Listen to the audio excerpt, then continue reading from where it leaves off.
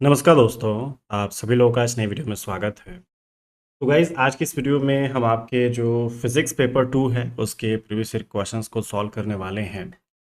पिछली क्लासेस में हमने आपके पेपर 1 और पेपर 2 के काफ़ी सारे क्वेश्चंस को सॉल्व किया है। अगर आपने नहीं देखा है तो पिछली जो वीडियोज़ हैं, जो पीवाईक्यू सॉल्यूशंस हैं, उनको ज़रूर देख लीजिएगा क्योंकि उन पे बेस्ड आपके क्वेश्चंस पूछे जाएँगे। ऑब्वियसली आपके जो कॉन्सेप्ट हैं रिपीट होंगे। आपके फ़ॉर्मूलाज़ भी रिपीट होंगे। उनमें बस चेंजेस ये हो सकते हैं कि पिछली बार जैसे कि फ़ॉर्मूला आया था, इस बार उसमें न्यूमेरिकल आ सकता है। कुछ उसमें वैल्यूज़ पुट करके सॉल्व करना हो सकता है। उसमें कुछ चेंजेस करके आपका फ़ॉर्मूला पूछ दिया जा सकता है। ठीक है? तो इतने सारे कॉन्सेप्ट हैं और हर पेपर में इतने क्वेश्चंस हैं कि ऑलमोस्ट मान के चलिए कि आपके सारे कॉन्सेप्ट हर बार रिपीट ही होंगे। ठीक है? 2-4 कॉन्सेप्ट को छोड़ के हर एक कॉन्सेप्ट आपको रिपीट होते हुए दिखेगा ही। ठीक है? चलिए तो वीडियो को स्टार्ट करते हैं। उम्मीद है आपको पिछली जो क्लासेस हैं बढ़िया लग रही हैं, ठीक है ना? सब कुछ समझ में आ रहा है। बताते जाइएगा कैसा चल रहा है सब कुछ, अपना जो रिवीजन है, अपने जो प्रैक्टिस है, सब कुछ करते चलिए, ठीक है? चलिए शुरू करते हैं। वीडियो में आगे बढ़ने से पहले गाइस अगर आप हमारे कोर्सेज़ को ज्वाइन करना चाहते हैं तो थोड़ा-सा उसके बारे में बात कर लेते हैं। अगर आप कोर्स खोज रहे हैं लास्ट मोमेंट पे, तो हमारा जो कोर्स है गाइस कंप्लीट कोर्स उस पे आपका 60% ऑफ फिलहाल आज अवेलेबल है, ठीक है ना? बर्थडे स्पेशल है, आज एक्चुअली हमारा बर्थडे है, ठीक है ना? तो इस पे आपको एक्चुअली फाइनल जो 60% एक्स्ट्रा कूपन डिस्काउंट देखने को मिलेगा, ठीक है? तो जो भी आपकी फीस है, इस पे आपको इंस्टेंट 50 जो पहले था वो 60 कर दिया गया है। आपको आज 60% का इंस्टेंट डिस्काउंट देखने को मिलेगा, ठीक है? और जो आपके टेस्ट सीरीज है गाइस, अगर आप टेस्ट सीरीज ज्वाइन करना चाहते हैं तो इस पे आपको 20% का डिस्काउंट देखने को मिलेगा, ठीक है? और अगर आप फुल कोर्स लेते हैं फिजिक्स पेपर 1 एंड पेपर 2 का, तो इसमें आपको टेस्ट सीरीज इंक्लूडेड मिलेगी गाइस, ठीक है ना? अलग से आपको लेने की जरूरत नहीं पड़ेगी। तो अगर आप टेस्ट सीरीज लेते हैं तो आपको उसमें बस टेस्ट सीरीज मिलेगा, लेकिन अगर आप फुल कोर्स लेते हैं फिजिक्स पेपर 1 एंड पेपर 2 का, तो इसमें आपका कंप्लीटली जो टेस्ट सीरीज है फिजिक्स वाली, फिजिक्स पेपर 1 एंड पेपर 2 की, वो सब कुछ आपका इंक्लूडेड मिलेगा, ठीक है? तो अलग से आपको कुछ भी लेने की जरूरत नहीं पड़ेगी, ठीक है? और आपको वीडियो बढ़िया लगती है तो वीडियो को लाइक कर दीजिएगा। अगर आप इस चैनल पे नए हैं तो चैनल को सब्सक्राइब कर दीजिएगा, क्योंकि और भी हम यहाँ पे कंटेंट आपके लिए प्रोवाइड करते रहेंगे गाइस, ठीक है ना? दोस्तों के साथ भी ज़रूर शेयर कर दीजिएगा वीडियो को, जिससे कि उनको भी पता चल सके। हम यहाँ पे जितना भी कंटेंट आपका ऑलरेडी अवेलेबल करा चुके हैं वो आप थोड़ा-सा देख सके, अपना लास्ट मोमेंट में रिवीजन कर सके, ठीक है? इससे आपको काफ़ी फ़ायदा होने वाला है, आपका जो एग्ज़ाम है काफ़ी बढ़िया जाने वाला है। अगर आप टॉपिक वाइज़ जो चीज़ें हमने प्रोवाइड कर रखी है उसको अगर आप थोड़ा-सा उसको अगर आप बढ़िया से मैनेज करते हैं, उसको बढ़िया से खोज-खोज के देख लेते हैं टॉपिक वाइज़ हर एक चीज़ अपनी प्लेलिस्ट में जाके, आपका काम हो जाएगा। अलग से आपको कुछ भी पढ़ने की ज़रूरत नहीं पड़ेगी, ठीक है? चलिए फिर शुरू करते हैं। तो गाइस सबसे पहला क्वेश्चन आपकी स्क्रीन पे ये रहा। देखिए क्वेश्चन में क्या बोला जा रहा है। आपका क्वेश्चन काफ़ी बढ़िया है। हाफ वेव रेक्टिफायर का ये क्वेश्चन है। काफ़ी सारी चीज़ें हैं यहाँ पे और एकदम फॉर्मूला बेस्ड क्वेश्चन है, ठीक है? सिंपल सा एक फॉर्मूला है, अगर फॉर्मूला याद रहेगा तो आप इस क्वेश्चन को ईज़िली कर सकते हैं। देखिए क्या बोला जा रहा है क्वेश्चन में, the number of turns in the primary and secondary coils of an ideal transformers are 200 and 100 respectively. यहाँ पे जो नंबर ऑफ टर्न्स हैं, जो आपका सेकेंडरी मतलब कॉइल है और आपका जो प्राइमरी कॉइल है, उसके लिए आपका यहाँ पे नंबर ऑफ टर्न्स दिया जा चुका है। और वो किस ट्रांसफॉर्मर की बात हो रही है? एक आइडियल ट्रांसफॉर्मर के लिए बात हो रही है, ठीक है? तो आइडियल ट्रांसफॉर्मर के लिए हमारे पास एक रिलेशन है, जो कि नंबर ऑफ टर्न्स जो भी अपने प्राइमरी कॉइल है और अपनी जो सेकेंडरी कॉइल है उनको रिलेट करता है, ठीक है? अब आपको वैल्यूज भी दिख रही हैं। पहला आपका प्राइमरी कॉइल के लिए, दूसरा आपका सेकेंडरी कॉइल के लिए है। तो number of turns primary coil का ये हो गया, सेकेंडरी कॉइल का ये हो गया। तो जो यहाँ पे लिखा गया उसी हिसाब से रिस्पेक्टिवली यहाँ पे बात की गई है। अब देखिए, if this transformer is used in a half wave rectifier, तो ये जो आपका आइडियल ट्रांसफार्मर है हम हाफ वेव रेक्टिफायर में यूज कर रहे हैं। और यहाँ पे जो इसकी पीक वैल्यू है of the AC voltage applied across the primary coil is 314 volt, ठीक है? जब इसको हम हाफ वेव रेक्टिफायर में यूज करते हैं इस आइडियल ट्रांसफार्मर को, तो उसका जो peak value of AC voltage है, ठीक है, जो भी आपके एसी वोल्टेज का जो पीक वैल्यू है, वीपी जो आप बोल सकते हैं, यहाँ पे पीक लिखना पड़ेगा क्योंकि ऊपर प्राइमरी और सेकेंडरी भी दिया जा चुका है, तो पी हम दो बार नहीं यूज कर सकते, अदरवाइज कन्फ्यूजन हो जाएगी, ठीक है? प्राइमरी को पी रहने देते हैं, पीक को पीक ही लिखेंगे, ठीक है? उसको वीपी नहीं करेंगे, इससे थोड़ा सा कन्फ्यूजन नहीं होगा, तो ये याद रहे। अब यहाँ पे देखिए हमारे पास जो एसी वोल्टेज है अक्रॉस हमारा जो प्राइमरी कॉइल उसके अक्रॉस मतलब अप्लाई किया जा रहा है 314 volt. Then the DC voltage produced by the half wave rectifier. तो यहाँ पे जो डीसी वोल्टेज है गाइज आपके हाफ वेव रेक्टिफायर के द्वारा कितना प्रोड्यूस किया जा सकता है ये हम कैलकुलेट करना चाहते हैं। ठीक है, देखिए जो आपका क्वेश्चन है इसका सॉल्यूशन क्या हो सकता है, सिंपल सा सॉल्यूशन है।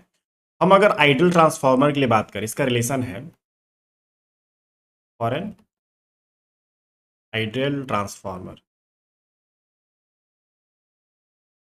क्या हो जाएगा, आपके पास जो वैल्यूज हैं ठीक है ना, जो number of turns N S upon N P, P रहने देता हूँ मतलब पी फॉर प्राइमरी, पी जब लिखना होगा तो उसको हम मतलब पी ही लिखेंगे, पी नहीं लिखेंगे, ये बस मैं बोलना चाहता हूँ।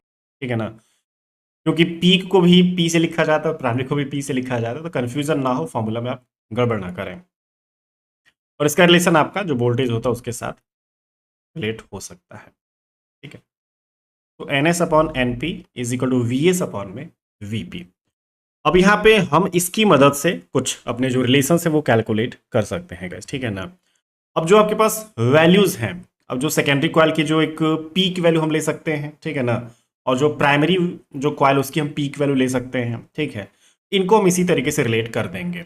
यहाँ पे क्या बोला गया है, हमारे पास जो डीसी वोल्टेज है आपके हाफ रेक्टिफायर के द्वारा कितना प्रोड्यूस हो सकता है वहां तक पहुंचना है। तो पहले तो अपना जो पीक वोल्टेज है वो हम निकाल लेते हैं, क्योंकि हमारे पास प्राइमरी कॉइल का जो पीक वोल्टेज है वो दे रखा है, तो सेकेंडरी कॉइल का जो पीक वोल्टेज है पहले तो एक काम करेंगे हम वो निकालेंगे। ठीक है, इसमें जो रिलेशन होगा कितना हो जाएगा, वी एस पीक, ये V S is equal to क्या हो जाएगा, N S upon N P into V P, और ये पीक वैल्यू। तो N S upon N P, आपका एन एस कितना है गाइज, यहाँ पे जो सेकेंडरी वाला है वो 100 है, 100 अपन प्राइमरी वाला कितना है 200, और वी पी मतलब प्राइमरी कॉइल का जो पीक वैल्यू कितना है 314। ठीक है, ये हो गया 157। जो सेकेंडरी जो पीक है वो कितना हो गया आपका 157 वोल्ट हो गया। ठीक है, इतना तो आ गया। अब यहाँ पे थोड़ा सा जो हाफ वेव रेक्टिफायर के लिए जो एवरेज वोल्टेज जो डीसी वोल्टेज है वो हम निकालना अगर चाहते हैं तो उसका भी फॉर्मूला है आपके सेकेंडरी कॉइल के साथ, वो आपका रिलेटेड होता है गाइस। ठीक है, फॉर्मूला याद करते चलिएगा, और हाफ वेव रेक्टिफायर ठीक है HWR, ऐसा मैंने इसको शॉर्टकट में लिख दिया। यहाँ पे जो एवरेज डीसी वोल्टेज होगा ठीक है,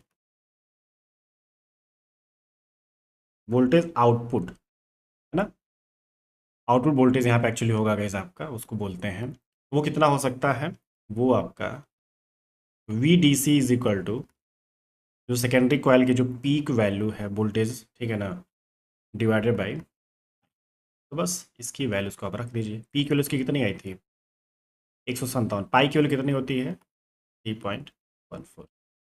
यहाँ से इसको हम सॉल्व करेंगे तो ये आपका 50 वोल्ट अपने पास आ जाएगा। ठीक है, तो यहाँ पे जो आपका डीसी आउटपुट वोल्टेज है, डीसी वोल्टेज है वो कितना आ रहा है, ये आपका 50 वोल्ट है।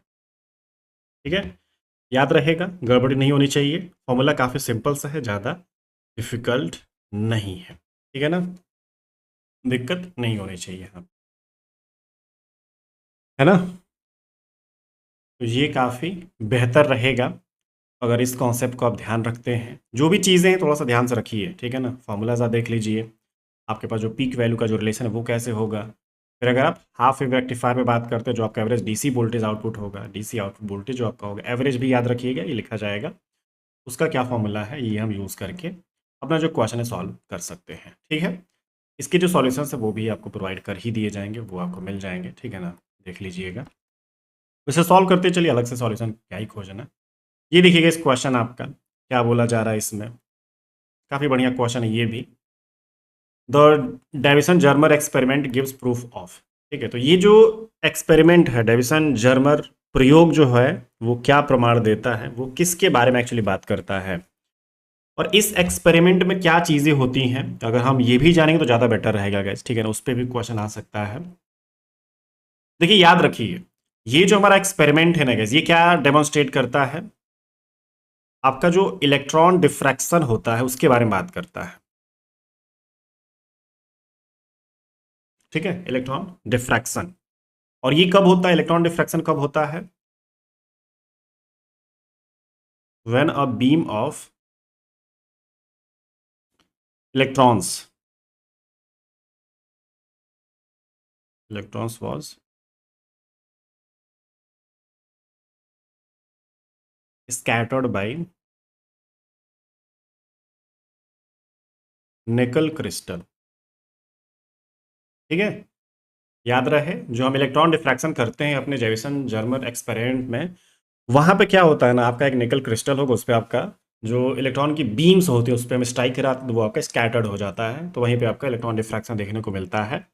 और एक तरीके से ये जो आपका एक फर्स्ट डायरेक्ट एक्सपेरिमेंटल जो प्रूफ है ना, वो किसका, आपका जो एक डी ब्रोगली हाइपोथेसिस है, उसके बारे में यहाँ से हमें चीज़ें पता चलती हैं। ठीक है, तो जो आपका first direct de Broglie hypothesis है, इसी की मदद से पता चलता है। ठीक है, ये काफ़ी चीज़ें हमें यहाँ पे एक्चुअली बताता है, वो भी लिख ही देता हूँ, आप लोग याद कर लीजिएगा। इससे क्या होता है,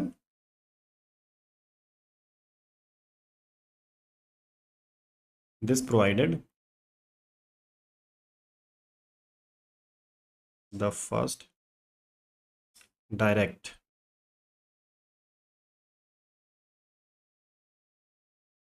experimental proof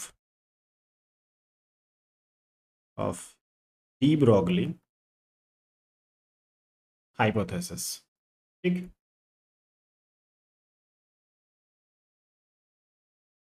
और इससे क्या पता चलता है गैस, कंफर्मिंग द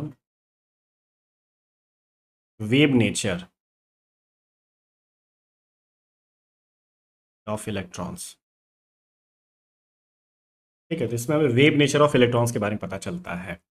अब जो आपका डेविसन जर्मर एक्सपेरिमेंट है, इसमें काफ़ी चीज़ें पूछी जाएंगी। इसमें क्या होता है, इलेक्ट्रॉन डिफ्रैक्शन होता है। इसमें किसके बीम यूज़ किए जाते हैं, कौन से बीम स्कैटर्ड होते हैं, तो बीम ऑफ इलेक्ट्रॉन्स यहाँ से स्कैटर्ड होते हैं। किस टाइप के क्रिस्टल से आपके स्कैटर्ड होते हैं, तो वो आपके निकल क्रिस्टल से, मतलब वो आपके स्कैटर्ड होते हैं। और किस नेचर के बारे में बात करते हैं, तो वेव नेचर ऑफ इलेक्ट्रॉन्स के बारे में बात करते हैं। तो समझिए कि इस एक सिंपल से एक्सपेरिमेंट में 6-7 क्वेश्चन आपको साफ साफ क्लियरली दिख रहे हैं। इसीलिए मैंने आपको बोला है कि जो भी आप कॉन्सेप्ट पढ़ें और जो भी उससे रिलेटेड चीज़ें हैं, थोड़ा सा ध्यान से देखिए, क्योंकि अगली बार क्वेश्चन अगला वाला आएगा। ठीक है, तो हो सकता है कि इस बार आपका क्रिस्टल पूछ दिया जाए, डिफ्रैक्शन पूछ दिया जाए, आपका बीम पूछ दिया जाए। ठीक है, नेचर तो आपका आ ही रखा है। तो यही चीज़ें हैं, इसी तरीके से आपके पेपर्स सॉल्व किए जाते हैं, जिससे कि हमें काफ़ी फ़ायदा होता है। अब देखिए गाइस, यहाँ पे क्या है, इसमें क्या बात हो रही है, when gamma ray fall on heavy substance and electron and positrons are produced. ठीक है, तो जब आपके पास गामा रे है, एक हैवी सब्सटेंस पे मतलब इंसिडेंट होती है, फॉल करती गिरती है, तो वहाँ पे इलेक्ट्रॉन एंड पॉजिट्रॉन मतलब प्रोड्यूस होते हैं। तो इस फिनोमिना को क्या बोला जाता है गाइस, एक्चुअली ये आपका जब इलेक्ट्रॉन और पॉजिट्रॉन आता है, फॉर्म होता है ना, तो इसको हम पेयर प्रोडक्शन एक्चुअली बोलते हैं। ठीक है, इसको थोड़ा सा हम ध्यान रख सकते हैं ऐसे ही, ठीक है ना, लेकिन हर जगह तो इसको बोल नहीं सकते, और भी इसमें क्वेश्चन बन सकते हैं, और भी काफ़ी सारी कैटेगरीज हैं जहाँ पे पेयर प्रोडक्शन हो सकते हैं, तो हम इसको डायरेक्टली नहीं बोल पाएंगे guys, क्योंकि और भी बहुत सारे रिएक्शंस होते हैं जहाँ पे आपका इलेक्ट्रॉन एंड पॉजिट्रॉन प्रोड्यूस होता है। ठीक है, तो यहाँ पे कंडीशन हमारे पास क्या है, हमारे पास कंडीशन ये है ना कि जो आपका गामा रे है हैवी सब्सटेंस पे आपका वो फॉल कर रहा है। ठीक है, तब जाके आपके पास ये सिचुएशन अराइज हो रही है। इसमें क्या होता है ना गैस, हमारे पास एक ये भी याद रखना है, ये जो आपका गामा रे है हैवी सब्सटेंस में जब गिरता है, तो ये गामा रे के पास ना जो एनर्जी होनी चाहिए, तो वो काफ़ी हाई एनर्जी आपका होना चाहिए। ठीक है, ये आपका एक गामा रे जो है हाई एनर्जी गामा रे है, ये पूछा जा सकता है क्वेश्चन। ठीक है, और high raise gamma ray photon हम कब बोल सकते हैं, किसको आपका हाई एनर्जी बोला जा सकता है कि इसके पास हाई एनर्जी है, तो जब आपके पास 1.02 मेगा इलेक्ट्रॉन वोल्ट, जब इससे ग्रेटर आपकी एनर्जी हो जाती है, तो इसको हम हाई एनर्जी पार्टिकल अपना बोल पाएंगे। ठीक है, तो इसके पास मतलब जो गामा रे है, इसकी जो एनर्जी होगी काफ़ी हाई होगी, मतलब कि उसकी जो एनर्जी होगी किससे ज़्यादा होगी, 1.02 मेगा इलेक्ट्रॉन वोल्ट से ज़्यादा होगी, तो इसको हम high energy gamma ray photon बोल सकते हैं। ठीक है, तो ये क्या करता है ना कि जब आपके पास जो अपना गामा रे फोटोन है हाई एनर्जी वाला, ये आपके स्ट्रॉन्ग इलेक्ट्रिक फील्ड, ठीक है, आपका जो हैवी न्यूक्लियस है उसके स्ट्रॉन्ग इलेक्ट्रिक फील्ड के साथ ये क्या करता है, इंटरैक्ट करता है। तो जब ये इंटरैक्ट करता है तो वहां पे इलेक्ट्रॉन एंड प्रोटॉन मतलब सॉरी पॉजिट्रॉन आपका प्रोड्यूस होता है। और इसमें हम इसको डायरेक्टली नहीं बोल पाएंगे कि यहाँ पे पेयर प्रोडक्शन हो रहा है। क्यों? क्योंकि हमारे पास एक और भी कंडीशन है। क्या है? हमारे पास शुरू में कन्वर्जन किसका हो रहा है? एनर्जी का, मतलब स्टार्टिंग आपकी एनर्जी से हुई है और वो जो एनर्जी है मास में कन्वर्ट हो जाती है। ठीक है, याद रहे हमारे पास पेयर प्रोडक्शन तभी बोला जाएगा जब आपका जो हाई एनर्जी पार्टिकल है, जब वो इंसिडेंट हो रहा है उसमें, मतलब हैवी न्यूक्लियस के स्ट्रॉन्ग इलेक्ट्रिक फील्ड पे वो आपका इंटरैक्ट कर रहा है, तो वहां पे उसकी जो हाई एनर्जी थी, जो एनर्जी आपका था, उसका कन्वर्जन होके वो मास में बदल जा रहा है। ठीक है, तो इस टाइप के प्रोडक्शन को, मतलब इस सिचुएशन में जब आपका इलेक्ट्रॉन एंड पॉजिट्रॉन प्रोड्यूस होता है तो उसको हम क्या बोलते हैं? उसको हम पेयर प्रोडक्शन नेचर बोलते हैं। ठीक है, तो ये आपका ऑप्शन डी यहाँ पे फिलहाल करेक्ट हो जाता है। ठीक है, याद रहे ये जो चीज़ें हैं थोड़ा सा पढ़ते चलिएगा, काफ़ी इंपॉर्टेंट है। इसमें कई सारे क्वेश्चन साफ साफ दिख रहे हैं। ये क्वेश्चन देखिएगा, क्या बोला जा रहा है इसमें? The difference in wavelength between the D1 and D2 lines of the sodium spectrum. तो सोडियम जो डबलेट लाइन्स एक्चुअली हो जाएंगे, ठीक है ना, D1 एंड D2। तो यहाँ पे ना ये किसके कारण अराइज होता है guys? ये भी आपसे क्वेश्चन पूछा जा सकता है। ठीक है, आप देख पा रहे हैं यहाँ पे जो सोडियम स्पेक्ट्रम है D1 एंड D2 वाला, ये किसके कारण अराइज हो सकता है? तो जो सोडियम डबलेट लाइंस होती हैं ये आपके स्पिन ऑर्बिट कपलिंग के कारण अराइज होती हैं। ठीक है, आपका जो L और S कपलिंग होता है, स्पिन ऑर्बिट, L फॉर वही ऑर्बिट और S फॉर स्पिन, तो जब आप LS कपलिंग करते हैं तो वहां पे ना उसमें आपका क्या अराइज होता है? जो सोडियम स्पेक्ट्रम होता है, जो सोडियम डबलेट स्पेक्ट्रम होता है, वो आपका अराइज होता है। ठीक है, और जो आपका D1 D2 जो आपका सोडियम डबलेट वहां पे जो स्पेक्ट्रम है जो अराइज हो रहा है, वहां पे जो दो लाइंस वहां पे बन रही हैं, उसकी क्या वहां पे ट्रांजिशंस हो रही होंगी? वहां पे 3p अपना होगा और वो दो लाइंस में स्प्लिट कर जाता है। ठीक है, वो आपके जो दो लाइंस है, दो जो स्टेट्स होंगे, एक आपका 3p 1/2 होता है और एक आपका 3p 3/2 आपका हो जाता है। तो दो आपकी लाइंस में वो आपका क्या करता है? स्प्लिट कर जाता है। ठीक है, तो उसमें जो अप्रोक्सीमेट हम जो वेवलेंथ है कैलकुलेट कर सकते हैं। देखिए इसका सॉल्यूशन सिंपल सा है, डायरेक्टली देखते हैं। ये पहले थ्योरी देख लीजिए आपका क्या है।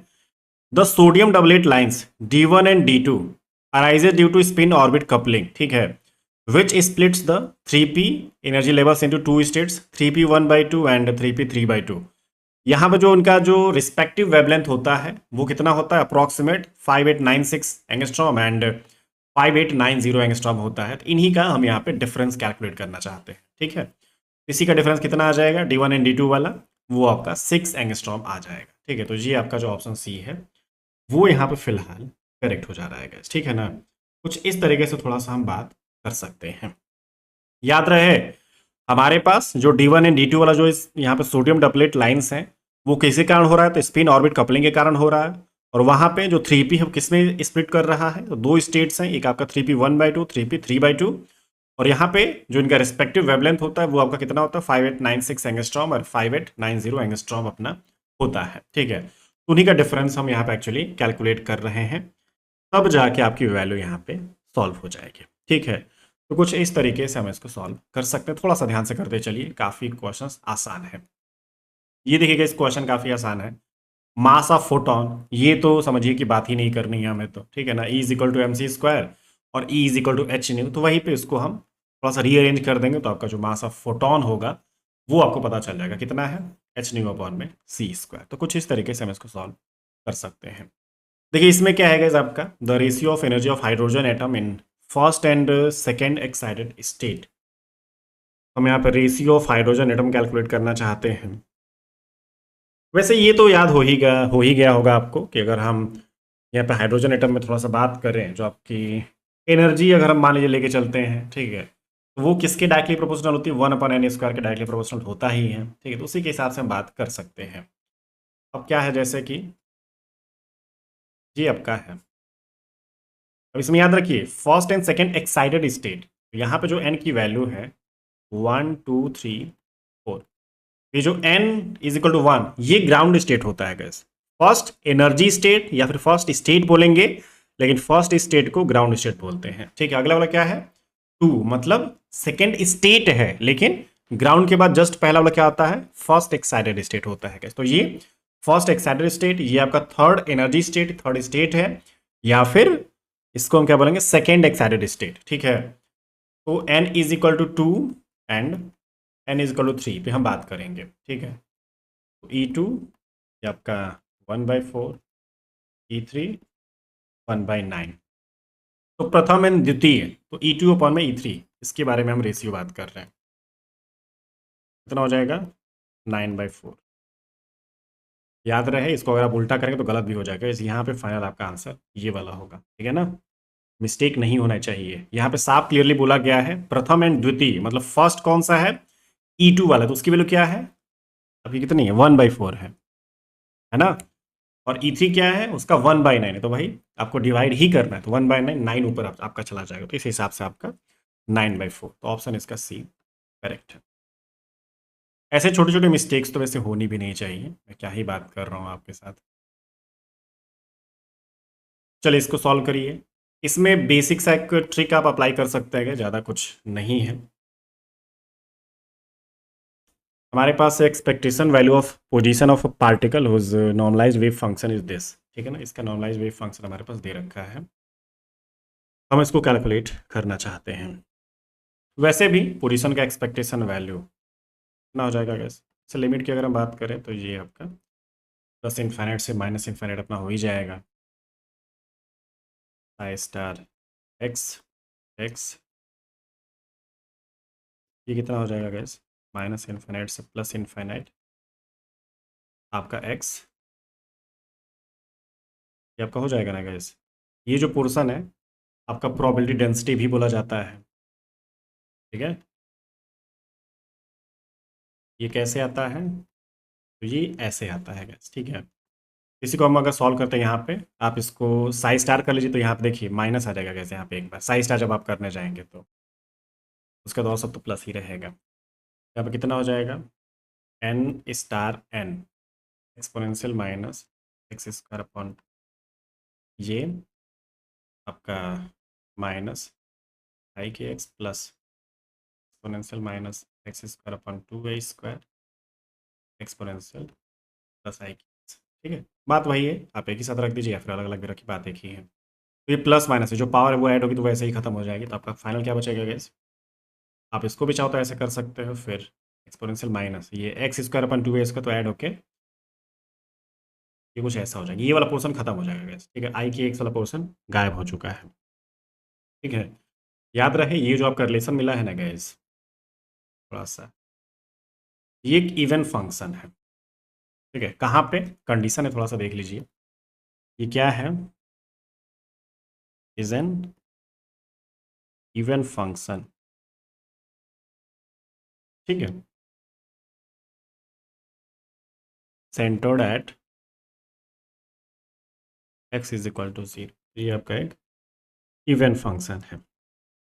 अब देखिए हम क्या करना चाहते हैं, हम इसका एक्सपेक्टेशन वैल्यू निकालना चाहते हैं। देखिए यहाँ पर जो आपकी ये वैल्यू मिली है, ये एक इवन फंक्शन है, और हम इसका प्रोडक्ट किसके साथ करा रहे हैं, आपके एक ऑड फंक्शन के साथ इसका प्रोडक्ट करा रहे हैं, ठीक है। तो ऑड इंटू ऑड मतलब ऑड इंटू इवन आपका ऑड हो जाएगा यहाँ पे। तो अब यहाँ पे एक ऑड फंक्शन आपके पास बनेगा गैस, ठीक है।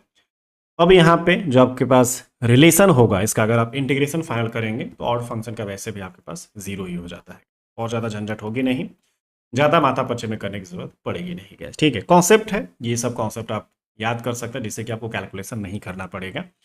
एक इवन फंक्शन था आपका centred at X is equal to 0, expectation value का फॉर्मूला ये है, और हम इसको जान चुके हैं गैस क्या है, एक इवन फंक्शन है centred at 0, because we are integrating an odd function X multiplied by an even function this, ठीक है, over symmetric limits minus infinite to plus infinite. तो जब आप अपना ऑड इंटू इवन लेके चलते हैं और आपके जो सिमेट्रिक लिमिट्स है मान लीजिए, ठीक है ना, आपके माइनस इन्फाइनाइट से प्लस इन्फाइनाइट, इनका जो इंटीग्रल होता है ना गैस, वो आपका 0 हो जाता है, इसी कारण से आपका 0 आया है। आप इसको सॉल्व भी करेंगे तो भी 0 है, अदरवाइज एक कॉन्सेप्ट के तौर पे आप इसको याद भी रख सकते हैं, क्योंकि कई बार ऐसी चीज़ें आ जाती हैं तो हम सॉल्व जब करने जाते हैं तो थोड़ा सा लंबा चौड़ा हो जाता है गैस, ठीक है। तो ज़्यादा लंबा चौड़ा ना हो, उसको आसान बनाया जा सकता है। ये देखिए गैस आपका एक सिंपल सा फॉर्मूला है, in case of a transformer the mutual inductance M between primary L and secondary L L2, ठीक है ना, मतलब जो प्राइमरी कॉयल है और जो सेकेंडरी कॉयल है उनके बीच का हम रिलेशन जानना चाहते हैं, इस फॉर्मूला क्या होता है एक्चुअली, ठीक है। तो यहाँ पे जो म्यूचुअल इंडक्टेंस वाला जो फॉर्मूला दिख रहा है, ये आपका रिलेशन करेक्ट है। m इज इक्वल टू के अंडर रूट L1 L2। यहाँ पे ना जो भी आपके L1 L2 है ये वही सेल्फ इंडक्टेंस अब होते हैं अपने, ठीक है। और यहाँ पे जो आपका k होता है वो आपका कोफिशिएंट ऑफ कपलिंग होता है। ठीक है, इसकी जो वैल्यू होती है k, ये वैल्यू भी आपसे पूछा जा सकता है गैस, ठीक है। याद रहे 0 से 1 के बीच में आपका लाई करता है, इसको कोफिशिएंट ऑफ कपलिंग बोलते हैं।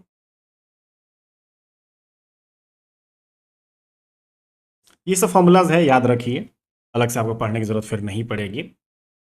इसमें ऑप्शन सी करेक्ट है गैस, ठीक है।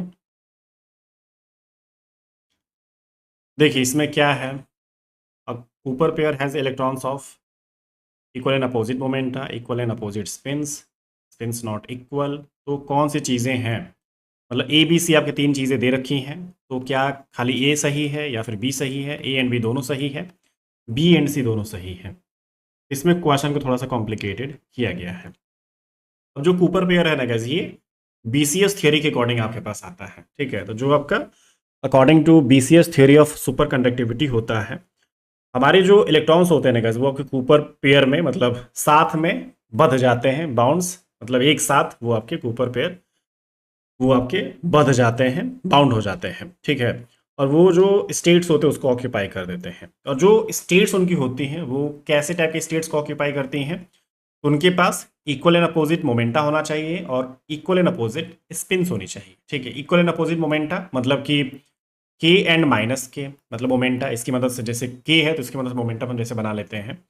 इक्वल एंड अपोजिट स्पिन्स मतलब कि एस होगा तो माइनस एन या माइनस एस, या फिर up spin and down spin ऐसा हम बोल देंगे गैस, ठीक है। तो अप स्पिन डाउन स्पिन आपका जो मोमेंटा है के और माइनस के, इस तरीके से आपका जो ऑप्शन सी होगा वो आपका करेक्ट हो जाएगा, ठीक है। ये आपका बीसीएस थ्योरी ऑफ अकॉर्डिंग, जो according to BCS theory of superconductivity के अकॉर्डिंग हमें क्या पता चलता है, कूपर पेयर, ठीक है, उसके कॉन्सेप्ट में आपका ये आता है।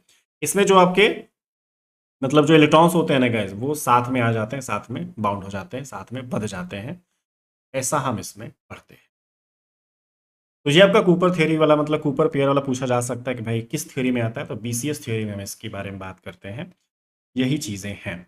और इसमें ये भी याद रखिएगा इसके हमारे पास ना जो इलेक्ट्रॉन्स होते हैं इन कूपर पेयर जो होते हैं bound together in Cooper pair occupy states with equal and opposite momenta plus के एंड माइनस के। या आपको मोमेंटा भी पूछा जा सकता है कि किस तरीके के मोमेंटा वहाँ पे होते हैं, प्लस के माइनस के। अपोजिट स्पिन मतलब spin up and spin down, ये चीज़ें हो जाती है। और इससे क्या फ़ायदा होता है, to minimize their total energy and form a stable period, मतलब सॉरी स्टेबल पेयर्ड स्टेट। इस कारण से हमारे पास जो इनकी टोटल एनर्जी है उसको मिनिमाइज किया जा सकता है और वहाँ पे एक स्टेबल पेयर्ड स्टेट फॉर्म किया जा सकता है, ठीक है। इस कारण से थोड़ा सा हमारा जो बीसीएस थ्योरी है काफ़ी इंपॉर्टेंट हो जाती है। इसमें क्वेश्चंस काफ़ी सारे दिख रहे हैं आपके, ए माइनस के आपका आ सकता है, या फिर स्पिन का एक अलग क्वेश्चन बन सकता है कि भाई उसमें कौन से स्पिन होते हैं। और यहाँ पे दोनों को साथ में ही देके पूछा गया है, तो क्वेश्चन काफ़ी सारे दिख रहे हैं। और उनका फ़ायदा क्या है, टोटल एनर्जी को मिनिमाइज करने के लिए होता है। और वहाँ पे किस तरीके के स्टेट फॉर्म होते हैं, तो आपके स्टेबल पेयर्ड स्टेट वहाँ पे एक्चुअली फॉर्म होते हैं, ठीक है। तो ये आपका क्वेश्चन बनेगा। और वहाँ पे क्या बाउंड होते हैं, तो इलेक्ट्रॉन्स आपके बाउंड हो जाते हैं एक साथ ही आपके ऊपर पेयर में, ठीक है। क्वेश्चन दिख रहा है ना, क्वेश्चंस काफ़ी सारे पॉसिबल हैं, याद रखिएगा। देखिए इस क्वेश्चन में क्या बात हो रही है, ये तो एक कॉन्सेप्ट ही है, डायरेक्टली हमें याद होना ही चाहिए। According to Heisenberg uncertainty principle, a quantum state with an infinite lifetime implies that state has zero energy, exact energy, finite energy with negligible width, finite width। क्या हो सकता है यहाँ पे, इसके बारे में हम एक्चुअली बात कर रहे हैं, ठीक है। थोड़ा सा ध्यान रखेंगे तो बढ़िया रहेगा। हमारे पास जो एनर्जी टाइम, वैसे जो अपना रिलेशन आप जानते हैं गैस, हमारा जो हाइजेनबर्ग अनसर्टेनिटी वाला होता है वो आपका कितना होता है, ये आपका कुछ इतना हो जाता है, ये हम इसको जानते हैं। अगर हम एक स्टेबल क्वांटम स्टेट की बात करते हैं, जैसे कि ग्राउंड स्टेट ऑफ एटम आपके पास मान लीजिए हो जाता है, और वहाँ पे अगर हम इनफाइनाइट लाइफ टाइम लेके चल रहे हैं, ठीक है, तो हमारा जो अनसर्टेनिटी इन एनर्जी होगा इस वो आपका अप्रोचेज टू जीरो, क्योंकि डेल टी इसमें डिनोमिनेटर में आ जाएगा। तो इस तरीके से वो जो डेल ई होगा वो अप्रोचेज टू जीरो, जीरो को अप्रोच वो कर जाएगा, ठीक है। इस तरीके से क्या होगा ना, अगर आपके पास जो ये डेल ई है अगर वो ज़ीरो हो रहा है आपके इनफाइनाइट टाइम पे, ठीक है ना, अगर इनफाइनाइट लाइफ टाइम पे अगर वो ज़ीरो हो रहा है, इस कारण से हमारे पास जो एनर्जी होती है ना गाइस, वो शार्पली एकदम डिफाइंड होती है, मतलब एग्जैक्टली वो आपकी डिफाइन की जा सकती है। इसका जो रिलेशन होता है वो क्या डिफाइन करता है, क्या स्टेट करता है, तो वो आपका एग्जैक्ट एनर्जी स्टेट करता है। ठीक है, इसमें जो आपका ऑप्शन होगा गाइस, वो आपका बी करेक्ट होगा। ये जो प्रिंसिपल है, ये जो कॉन्सेप्ट आप देख रहे हैं वो भी याद रखिएगा। इसमें आपका शार्पली डिफाइन भी पूछा जा सकता है या फिर एग्जैक्ट एनर्जी तो आ ही रखा था। ठीक है, ये चीज़ है। तो ये थोड़े से जो रिलेशन है, और इसमें क्या होगा गैस, ये तो सिंपल ही है। अगर आप डेल टी को इन्फाइनाइट करते हैं तो डिनोमिनेटर में इन्फाइनाइट, मतलब वो ऊपर जाके जीरो ही कर देगा। इसका आंसर डेल ई आपका जीरो तो हो ही रहा है। देखिए इसमें क्या है, आपका जो एलईडी है made using GaAs emits radiation in the, तो मतलब ये जो आपका एलिमेंट है, हम गैलीलियम आर्सेनाइड ऐसा कुछ करके जो आपका एलिमेंट है उसका यूज़ कर रहे हैं फिलहाल। ठीक है ना, हाँ गैलियम आर्सेनाइड आपका होता है गैस। तो इसकी मदद से हम एलईडी अगर बनाते हैं, जो आपका रेडिएशन होता है वो किस तरीके का इमिट होता है वहाँ पे, देखिए क्या हो सकता है, वो आपका इंफ्रारेड रीजन में आपका वो रेडिएशन को इमिट करता है। अब वो कैसे हो सकता है, देखिए gallium arsenide is semi conductor with direct band gap energy of approximately 1.43 electron volt. ठीक है, तो हमारे पास जो गैलियम आर्सेनाइड है ये एक सेमी कंडक्टर है जिसके पास डायरेक्ट बैंड गैप होता है, और इसका जो बैंड गैप एनर्जी होता है वो अप्रोक्सीमेटली 1.43 इलेक्ट्रॉन वोल्ट होता है। अगर हम करस्पॉन्डिंग एमिशन वेवलेंथ अगर कैलकुलेट करने जाते हैं, जो बैंड गैप वाला जो फॉर्मूला है उसकी मदद से अगर हम एनर्जी, अगर जैसे ई जी जानते हैं, आपका एच जानते हैं, ये सी आप जानते हैं, तो आप वेवलेंथ वहाँ पे कैलकुलेट कर सकते हैं। तो आपकी जो वैल्यू होगी कितनी आ जाएगी, आपका मान लीजिए एच और सी का 1240 डिवाइडेड बाई ई जी जो आपके पास है 1.43। ठीक है, ये नैनोमीटर में, इसको अगर हम राउंड फिगर कर देते हैं सिंप्लीफाई करके तो 867 नैनोमीटर होता है। ठीक है, तो ये जो आपके पास वेवलेंथ होती है ये नियर इंफ्रारेड रीजन में आपके पास लाई करती है ऑफ द इलेक्ट्रोमैग्नेटिक स्पेक्ट्रम। ठीक है, इस कारण से जो आपके पास रिलेशन होगा वो आपका ऑप्शन सी हो जाएगा करेक्ट। ठीक है, क्योंकि हमारे पास एनर्जी अगर जानेंगे तभी हम पता लगा पाएंगे गैस। ठीक है, तो इसको हम सॉल्व करके फिर हम रीजन की जो लिमिट होगी, जैसे कि नियर इंफ्रारेड रीजन है आपका, उसका जो वेवलेंथ का जो लिमिट होगा, जो मैक्सिमम मिनिमम जो उसके अंदर वो लाई करेगा, तब हम उसको बोल देंगे कि वो इस रीजन में लाई कर रहा है, तभी इसके पास इस तरीके की यहाँ पे क्या है रेडिएशन वो इमिट कर पा रहा है, इस रीजन में वो आपका रेडिएशन इमिट करेगा। ठीक है, वेवलेंथ भी पूछा जा सकता है कि आपके पास याद रहे, आपका ये जो गैलियम आर्सेनाइड है इसका जो डायरेक्ट बैंड गैप एनर्जी है वो भी आपका क्वेश्चन में बन रहा है, तो याद रहे ये चीज़ें आपकी आएंगी। और ये भी पूछा जा सकता है कि किस तरीके के स्पेक्ट्रम का वो आपका नियर इंफ्रारेड रीजन है, तो वो आपका इलेक्ट्रोमैग्नेटिक स्पेक्ट्रम है, उसका वो नियर इंफ्रारेड रीजन में वो आपका जो वेवलेंथ है फॉल करता है। ठीक है, देखिए इसमें क्या है गैस, आपका जो correct relationship for the hall coefficient for electron, तो इलेक्ट्रॉन के लिए वैसे माइनस साइन होता है, तो माइनस साइन हर जगह दिख रहा है, तो उसके बेस पे तो हम आइडिया नहीं लगा सकते। ठीक है, एक तो आपका ये ट्रिक फेल हो गया। अदरवाइज कई बार ऐसा भी होता है कि अगर इलेक्ट्रॉन दिख रहा है तो माइनस अगर दिख रहा है और किसी में अगर माइनस नहीं है तो डायरेक्टली माइनस वाले के साथ हम जाके टिक लगा देते हैं, लेकिन यहाँ पे सारे में माइनस है फिर दिक्कत है। देखिए यहाँ पे क्या है ना गाइस, हमारे पास जो हॉल इफेक्ट होता है वो एक ट्रांसवर्स इलेक्ट्रिक फील्ड वो आपका मतलब वो स्टैब्लिश करता है। ठीक है, और वो कब होता है, जब वहां पे आपका जो करंट डेंसिटी जो जी आप बोलते हैं वो आपका फ्लो करता है परपेंडिकुलर टू मैग्नेटिक फील्ड। ठीक है, क्या है, हमारे पास जो हॉल इफेक्ट होता है वो आपका एक ट्रांसवर्स इलेक्ट्रिक फील्ड मतलब ई एच में उसको बोलूंगा, वो आपका स्टैब्लिश करता है कब, जब आपके पास जो करंट डेंसिटी फ्लो करती है perpendicular to magnetic field B. ठीक है, तो इसके कारण हम यहाँ पे जो अपना हॉल कोफिशिएंट है वो अपना निकाल पाएंगे। तो कितना निकलता है गाइस, आपका जो हॉल कोफिशिएंट है, आपका जो इलेक्ट्रिक फील्ड स्टैब्लिश होगा, मान लीजिए ई वाई, क्योंकि हर चीज़ आप परपेंडिकुलर में ध्यान रखनी है गाइस। ठीक है, आपका जो करंट डेंसिटी है जे एक्स, और इसके परपेंडिकुलर आपका फिर से जो मैग्नेटिक फील्ड है तो बी जेड। अब हर एक चीज़ परपेंडिकुलर करनी तो उसी हिसाब से बात करेंगे, लेकिन यहाँ पे किसी भी डायरेक्शन के बारे में बात नहीं हो रही है गाइस, बस आपका जो रिलेशन है मतलब ई वाई को ई एच बस लिख दिया गया, बस जे एक्स वाला रह रहा है यहाँ पे। ठीक है ना, बी जेड वाला पे बी ही है आपके पास, तो बस ऐसे ही छोड़ देंगे। तो बस इसको हम क्या कर देंगे, अब जो भी आपके पास रिलेशन उसके अकॉर्डिंग हम रख देते हैं, तो ये आपका ई एच हो जाएगा, ये आपका जे एक्स हो जाएगा, और ये आपका बी, और इलेक्ट्रॉन के लिए बात हो रही तो यहाँ पे माइनस ई एच अपॉन में जी एक्स बी। कौन सा है, माइनस ई एच अपॉन में जी एक्स बी, ये है क्या, है ना? हाँ, ना ना, ये अलग चीज़ है, ये इनटू में आपका जे एक्स आ रहा है ना, ये गलत है गैस, ये नहीं है। देख रहे हैं आप, इसमें कंफ्यूज करने के लिए क्या सही ट्रिक दी गई है इसका, अगर ये अगर देखें ना कितना है, ई एच अपॉन में बी जी एक्स, ये गलत है, ये नहीं चाहिए, हमारा ये वाला सही है गैस, आपका ऑप्शन डी होगा। ठीक है, देख रहे हो कितना कंफ्यूजिंग चीज़ लिखी गई है यहाँ पर, ब्रैकेट लगा देने से हमें वैसे समझ में आ गया, लेकिन फिर भी ये चीज़ें कंफ्यूजिंग हो जाएंगी अगर हम ध्यान नहीं देंगे। तो अभी देखिए मैं टिक लगा दिया था, तो दिमाग नहीं काम करता, फिर दिक्कत हो जाती। ठीक है, तो आपका जो ऑप्शन है वो आपका फिलहाल डी सही होगा। याद रहे ये किस तरीके से आपका स्टैब्लिश होता है, तो ये आपका कॉन्सेप्ट। ठीक है, जब वो आपका जो करंट डेंसिटी है आपके मैग्नेटिक फील्ड के परपेंडिकुलर फ्लो करेगा तब वो आपका होगा, और परपेंडिकुलर यहाँ पे ट्रांसवर्स इलेक्ट्रिक फील्ड मतलब उनके परपेंडिकुलर। ठीक है, तो परपेंडिकुलर यहाँ पे होना चाहिए तभी आपका ये काम हो पाएगा। इसमें देखिए कि ये तो बात करने की जरूरत ही नहीं है, ये del cross E is equal to minus del B upon में डेल टी, ये आपका ऑप्शन सी यहाँ पे करेक्ट हो जाता है। इसमें क्या है कि आपका 14 नंबर क्वेश्चन है, the binding energy per nucleon is maximum for the nucleus. तो हमारा जो बाइंडिंग एनर्जी पर न्यूक्लियन होता है ना गैस, हम इसमें किसके बारे में बात करते हैं, तो जो आपका एक न्यूक्लियर स्टेबिलिटी होता है उसके बारे में बात करते हैं।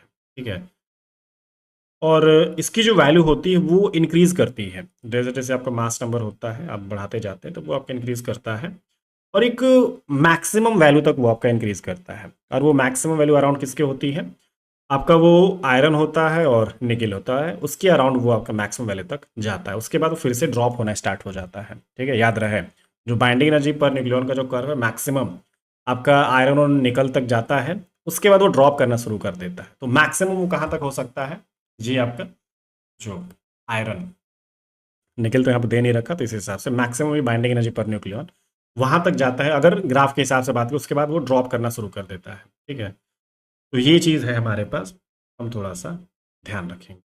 और इसकी जो एग्जैक्ट वैल्यू होती है ना गैस, वो आपकी 8.8 mega electron volt per nucleon अपना होता है। ठीक है, इतनी अप्रॉक्सीमेट इसकी वैल्यू होती है। थोड़ा सा इस थियरी को आप लोग पढ़ लीजिएगा, ये कर्व के अकॉर्डिंग बात हो रही है। तो जो आपका बाइंडिंग एनर्जी पर न्यूक्लियन का कर्व होता है वो मैक्सिमम मास नंबर के अकॉर्डिंग जाता है, लेकिन मैक्सिमम कहाँ तक जाता है, जो आपका कॉपर और जो आपके पास मतलब जो आयरन और निकल वाला है वहाँ तक वो आपके पास जाता है। ठीक है, उसके बाद वो ड्रॉप करना शुरू कर देता है, धीरे धीरे डिक्रीज करना शुरू कर देता है, तो इस कारण से हम इसको बोल सकते हैं। और यहाँ पे ये भी है, हम न्यूक्लियर स्टेबिलिटी के बारे में बात करें तो इसका अगर मैक्सिमम है, ऑब्वियस सी बात है, तो ये आपका most tightly bound nuclei in the nature, मतलब कि आपको ये क्वेश्चन पूछा जा सकता है कि नेचर में सबसे मोस्ट टाइटली जो बाउंड आपका न्यूक्लियाई वो कौन सा है, तो वही आयरन वाला आपके पास है गैस, क्योंकि इसकी जो न्यूक्लियर स्टेबिलिटी बहुत ज़्यादा है। क्यों? क्योंकि उसका जो बाइंडिंग एनर्जी पर न्यूक्लियन है वो मैक्सिमम है। ठीक है, तो ये आपका यहाँ से हो सकता है, इसमें ऑप्शन ए आपका करेक्ट हो जाएगा। इसमें देखिए गैस, ये तो आपका सिंपल सा लिमिट आपके पास दे रखा और एक्सपेक्टेशन वैल्यू है, ये वेव फंक्शन है गैस। ठीक है, एक्स का हम एक्सपेक्टेशन वैल्यू निकालना चाहते हैं, कितना हो जाएगा, ये 0 से 1 तक, ये आपका ए स्टार एक्स, फिर यहाँ पे एक्स, और ये कितना हो जाएगा गैस यहाँ पे ए स्क्वायर, ये 0 से 1 तक, ये आपका है। ठीक है, तो ए स्क्वायर एक्स की पावर 4/4 0 से 1, तो ए स्क्वायर बाई 4 है ना, और कुछ तो होने वाला है नहीं। इसका आंसर कौन सा ऑप्शन करेक्ट है, ये आपका ऑप्शन यहाँ पे बी सही हो जाए। बेसिक सा आपका एक्सपेक्टेशन वैल्यू का कॉन्सेप्ट, और कुछ भी नहीं है गैस। ठीक, और वैसे तो देखा जाए हमें यहाँ पे नॉर्मलाइजेशन के बारे में बात नहीं करनी थी, वैसे करना पड़ सकता था, लेकिन इसीलिए आ गया ना, मतलब डायरेक्टली बार आ गया तो आगे हम बात नहीं कर रहे। अदरवाइज ऐसी सिचुएशंस आती है जहाँ पे हमें नॉर्मलाइजेशन चेक करनी पड़ती है, उसको नॉर्मलाइज बनाना पड़ता है, तो क्या करना पड़ता है, नीचे आपका जो नॉर्मलाइजेशन कंडीशन उसके साथ उसको डिवाइड कर देते हैं। अब वो चेक करना पड़ता है कि भाई नॉर्मलाइज हो पा रहा है कि नहीं हो पा रहा है, तो ये चीज़ें हैं। ठीक है, चलिए, तो इस लेक्चर में फिलहाल इतना ही।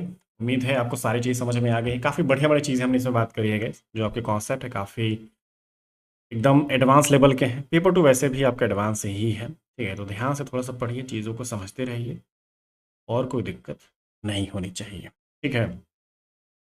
चलिए मिलते हैं आपसे अगली क्लास में, और कोई भी डाउट होता है तो आप पूछ सकते हैं, हमारे साथ शेयर कर सकते हैं, ठीक है। और अगर आपको वीडियो बढ़िया लगती है तो वीडियो को लाइक कर दीजिएगा, चैनल पे नए हैं तो चैनल को सब्सक्राइब कर दीजिएगा। और अगर आप कोर्स बाय करना चाहते हैं तो आपके लिए स्पेशल जो बर्थडे स्पेशल है वो आपके लिए ऑफर्स अवेलेबल है। आप जितना हो सके जल्दी से जल्दी हमारे ऐप पे चले जाइए, वहाँ पे अपने जो ऑफर्स है वो आप अवेल कर सकते हैं, ठीक है।